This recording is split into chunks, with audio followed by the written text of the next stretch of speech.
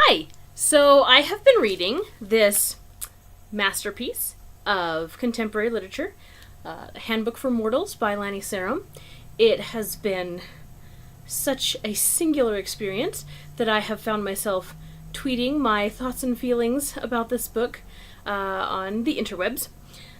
And so a few people have been reading along, and someone suggested that the final chapter is so special that I should read it out loud so you can get, full-on reaction shots. You can see just how it affects me. So, cool, I'm in. I can do that. I have high expectations for this chapter. There's a lot that needs to get covered in here. For instance, we need to justify this beautiful plagiarized cover.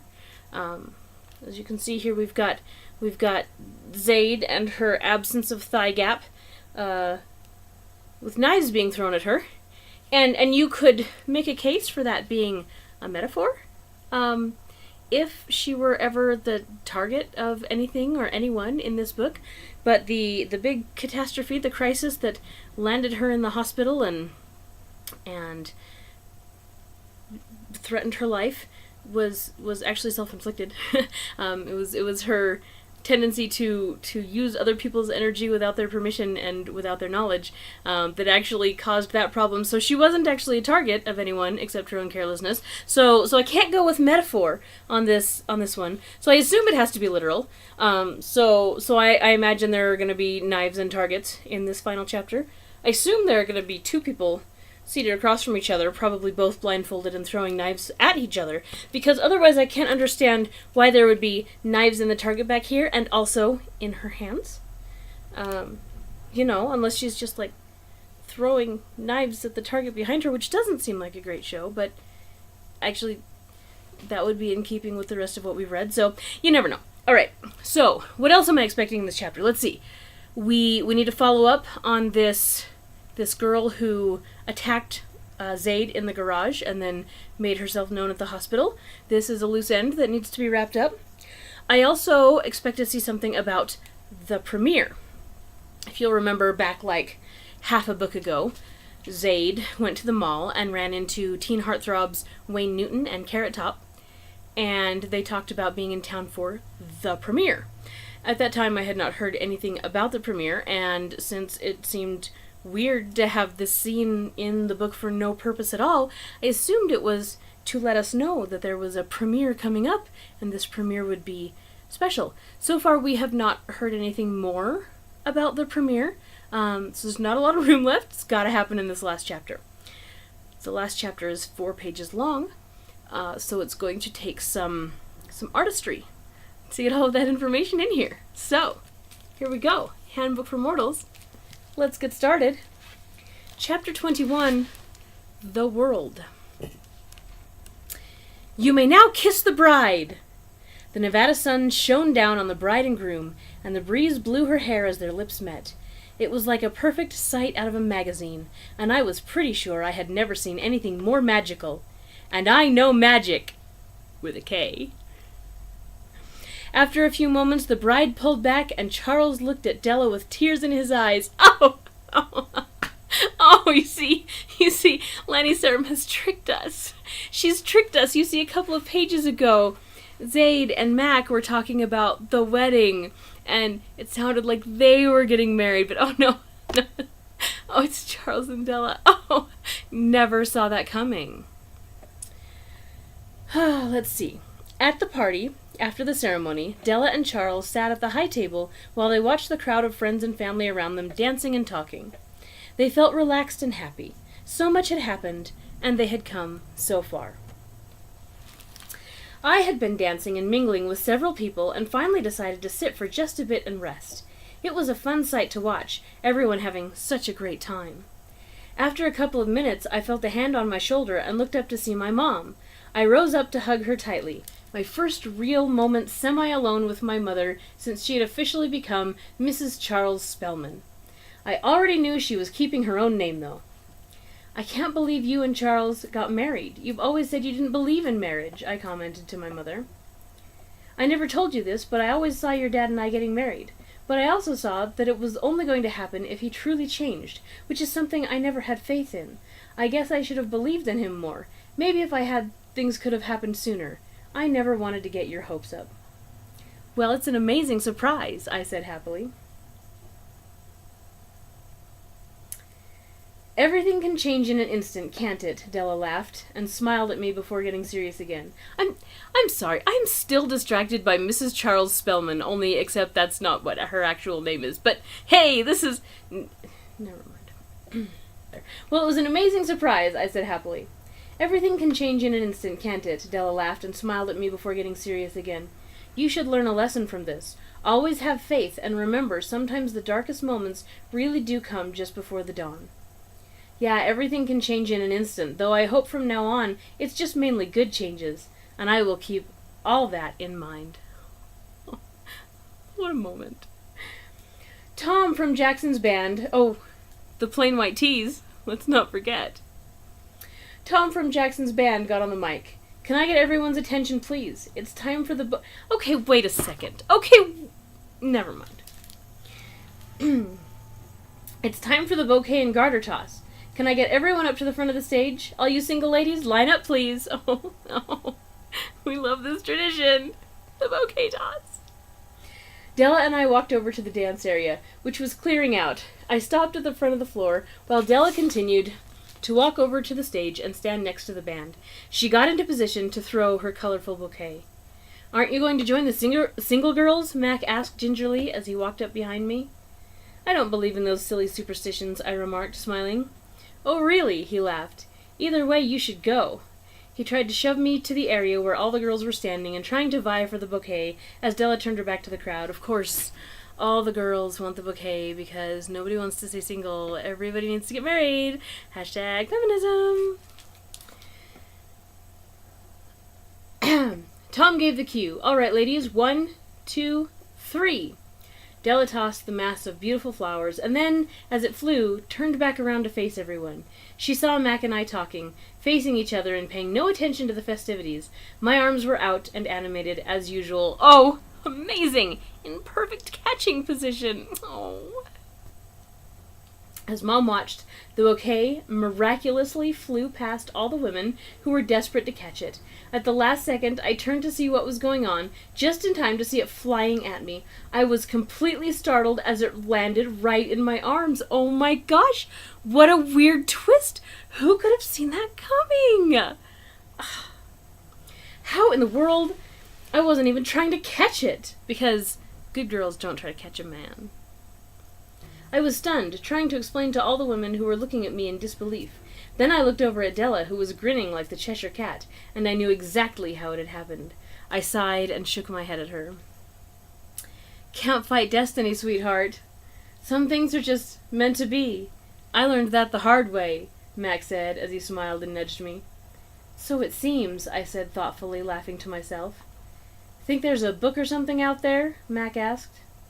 "Book?" I turned to clarify whether I had heard the right word. I wasn't sure what he needed a book for, because I had already caught the bouquet. "Yeah, like a handbook for mortals, just so I can keep up." Oh, look, they justified the title. Oh, that's why we need a handbook for mortals. "Yeah, like a handbook for mortals, so I can keep up," he grinned and winked at me. I smiled back. "I'll try to find you one." And they lived happily ever after. Or do they?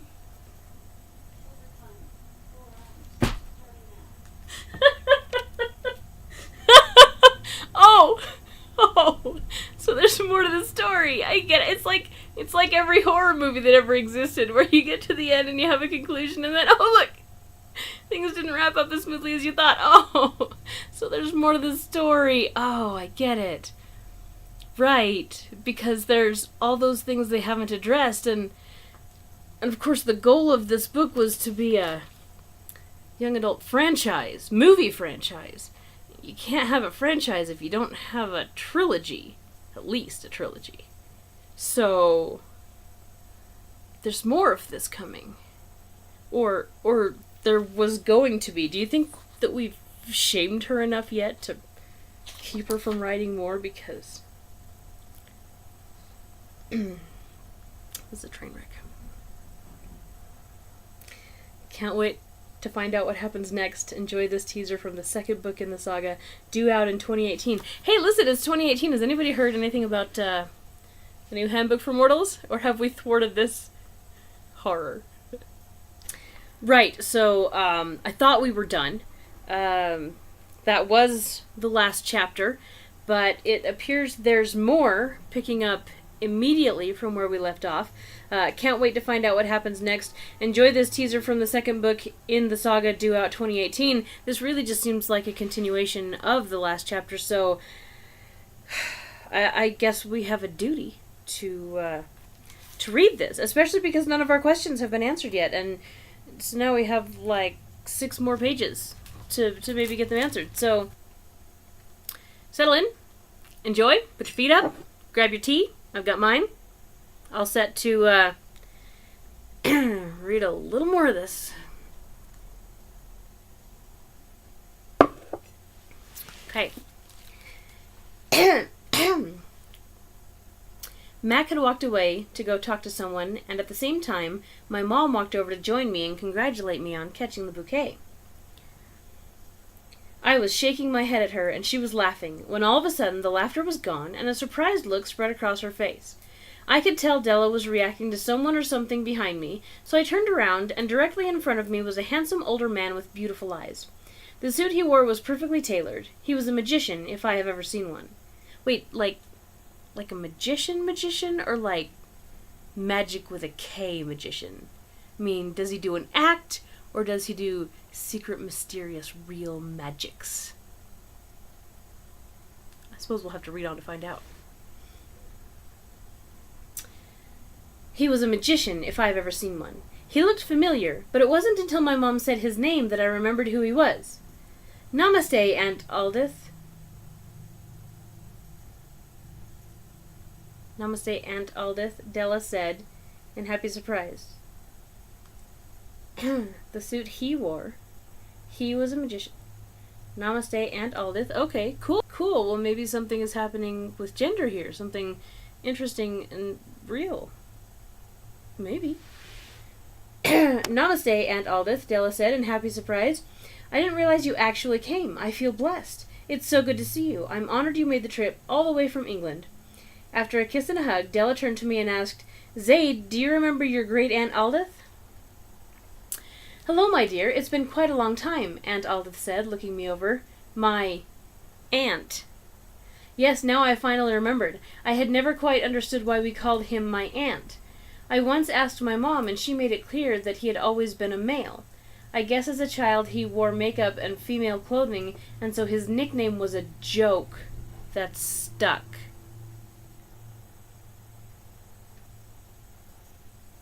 It was a joke? So there actually is something happening with gender that's interesting and relevant, and it's a joke. Well, I guess I got my hopes up for no good reason. I had always been deeply fascinated by him, although I was never around him much as a child, or as an adult. I do remember visiting with you at solstice events when I was younger. I nodded, not even realizing that my mom had invited him to her wedding. Aunt Aldith gave me a hug and a light kiss on the cheek before he turned back to Della. I'm glad I could make it, Della. I hate to ruin your bliss, which is why I gave you the blessing of ignorance for most of your wedding day. But now the festivities are drawing to a close. I must come directly to the point. I am here because of Zaid. Well, duh. Everything's about Zaid. It's her special day, after all. What about Zaid? Della wondered, worry creeping into her voice. Aunt Aldith scoffed. Don't act so naive. I know you've seen the cards. You're just as concerned as I am. Della's tone turned more serious. Do you have additional knowledge? I don't know what to think. I frowned and folded my arms. I hated it more than anything when people talk about me as if I wasn't there. Weren't. Whatever. Okay. Would someone please explain what you're referring to? I raised my eyebrows and glared at both of them in disapproval. Aunt Aldith's eyes snapped to me and narrowed. He took a moment to collect himself before explaining, There is a strange and powerful force of magic in you. Magic with a K. What happened in the theater that day is proof of it. The fact that you survived is further proof. I was confused. Proof I could do magic? We knew that already. I must have been missing some piece of the information. There are prophecies foretold about magic as strong as yours, Aunt Aldith continued. There will be many white, black, and gray magic entities vying for you and your power. Oh, oh, well, no wonder everything's about Zaid. She's a child of prophecy. Cool. At least we're getting closer to the girl in the garage because, alright. Magic entities vying for you and your power. Why was I not able to see this occurring? Della asked. I knew about the prophecies. It was cloaked in the deepest of secrets. It was not to be known by anyone until the proper time. He looked me up and down. I always knew the child was special. I did not know it was this. Della swallowed. Did the boy have anything to do with this? Aunt Aldith finished. I believe so, but there are others who are near and know for sure, and could have affected things even more. I understood their words, but was very confused by what they were saying. Does this mean that Mac and I are destined? I interjected, just to feel like I could say something more than anything else. Of course. Don't keep your mouth shut and listen. Make sure that you get 2 words in. And by the way, your romance is the most important thing in the world, so please feel free to interrupt with that. Aunt Aldith shook his head. No, it means the opposite, actually. Both you and this Mac person have several paths that will present themselves in due time. There is a path that will lead you two together, but not before each of you have gone on your own journey. Nothing is certain. It is not known if the 2 of you will be together. There are others, magical ones even, nearby for both of you. Are they members of the Plain White Tees? I feel like I have to know. What should we do? Della asked, trying to hide the panic in her voice. She inhaled deeply and seemed glad her aunt was there to consult with. I feel like I just stepped into an episode of The Twilight Zone, I whispered, overwhelmed. It hadn't been long since the incident that had nearly left me dead. Right, the rapey one. Now it sounded like my world was about to be thrown into even greater turmoil. I completely brushed off the comment about some magical being out there for me, altogether.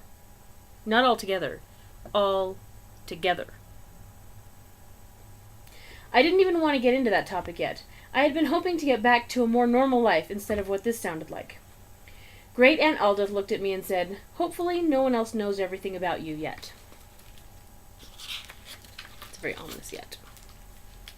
For some reason, I instantly recalled the strange girl I had run into at the mall a few months earlier. Here we go. Payoff, you guys. Here it is. For some reason, I instantly recalled the strange girl I had run into at the mall a few months earlier. I had a girl come up to me at the mall a bit before the incident. She had powers and she basically attacked me and forced me to fight back. The minute I showed her some magic, she left.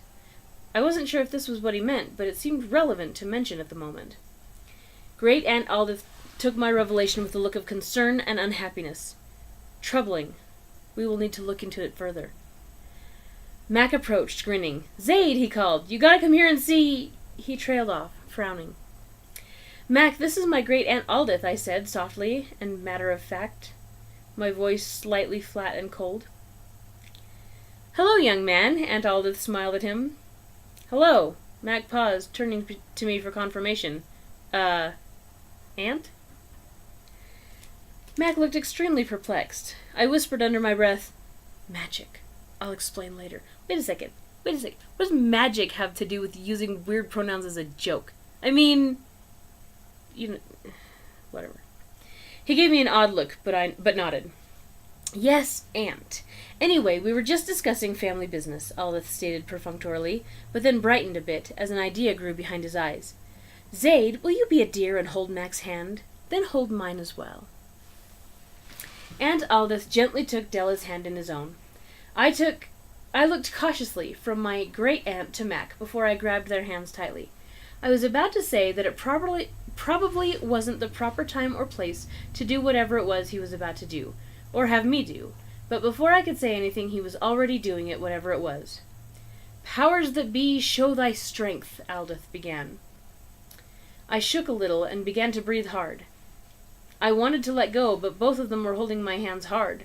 Clouds that had moments ago been miles in the distance were suddenly above us, and the biggest bolts of lightning shot from the sky, striking every tree in the garden and setting them all ablaze. The flames were the bright blue of extremely hot fire. The crackling of wood of each tree could be heard, along with the lightning and thunder that accompanied the storm. In an instant, Mac pulled his hand away. "Zaid, did you just do that?" he asked, stunned. I looked at Mac, and then at all the trees, which were still burning, though the fires seemed to be dying quickly. "I think that's what they're about to tell us." I gestured toward my mother and Aunt Aldith, who were already murmuring to each other. I swallowed hard before I finished my thought. But that's probably the least of our worries.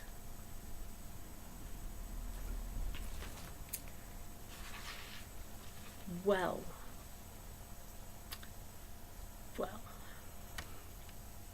Thanks for viewing along and enjoying this last chapter with me. This has been an adventure, and I'm going to call it quits now. Thank God.